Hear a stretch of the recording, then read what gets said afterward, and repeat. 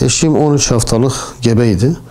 Bu gebelik durumundan dolayı doktor kontrolünde gebelik devam ediyordu. Normal seyrinde devam ediyordu. Zaten her hafta, her ay rutin bir şekilde doktor kontrolüne gidiyorduk. Yani düşük riski olduğu için doktor bize belli ilaçlar verdi. İlaçları kullanmaya devam ettik. 25 Aralık'ta saat 01.50'de rahatsızlandı. Bayağı da rahatsız oldu. Düşük tehlikesi var diye 112 acili aradım. 112 acil 8 dakika sonra geldi kapıya. Kapıya geldikten sonra eşimi kendi kayınvalide yardımıyla aşağı indirdik. 112 kapıyı açtı. Kapıyı açtığı gibi de yani ölüm tehlikesi yok. Niye bizi çağırdınız? Kendi aracınızla veya taksi çağırarak götürebilirdiniz hastaneye. Yani ben de riskli olduğu için kendisine rica ettim. Yani durumu görüyorsunuz. 2 büklüm olmuş. Tehlike de var. Rica ediyorum sizden lütfen bunu hastaneye yetiştir. Hastane de fazla uzakta değil. 3 kilometrelik bir yol mesafesi vardı hastanenin. Bize yine cevaben ve sert bir şekilde bunun için bizi çağırdın. Ölüm tehlikesi yok, bir şey yok. Kendi aracınızla veya taksi aracınız yoksa da taksi tutarak bunu hastaneye yetiştirebilirdiniz. Neden bizi çağırdınız? Ben tekrar ricada bulundum. Bakın durumu iyi değil. O arada eşim fenalaştı. Ben de temin ettiğim bir araçla hastaneye yetiştirmeye çalıştım. Hastaneye yetiştirirken bir çocuğum zaten yolda vefat etmişti.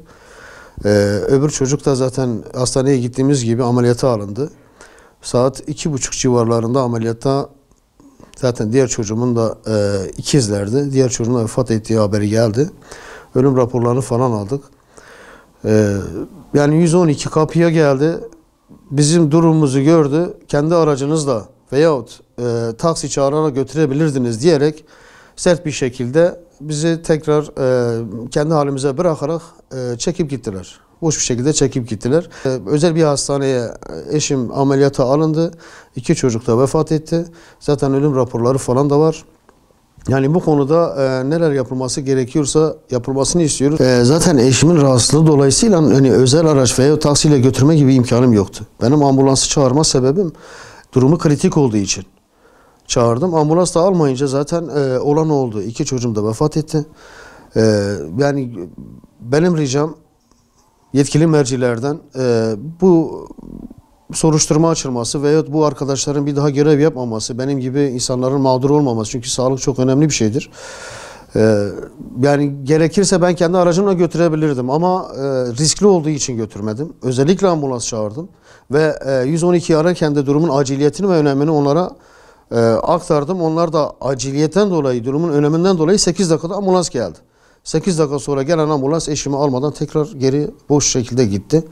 Yani bunlar hakkında gereken soruşturmanın açılmasını ve etkili mercilerin ne gerekiyorsa yapmasını rica ediyorum. Yani ambulansla çocuklarım eğer eşimi hastaneye yetiştirebilseydik belki durum bu şekilde olmayacaktı. Şu an eşimin psikolojisi tamamıyla sıfıra inmiş. Yani kendisiyle bir konuşmamızda dahi, teselli etmemize dahi hemen ağlamaya başlıyor. Annelik psikolojisi, 4 tane çocuğum var. İlk kez ikiz çocuk bekliyorduk. O da böyle olunca zaten psikolojisi alt üst oldu. Hamdolsun durumları yani sağlık durumları iyi ama psikolojik olarak gerçekten çökmüş durumdadır.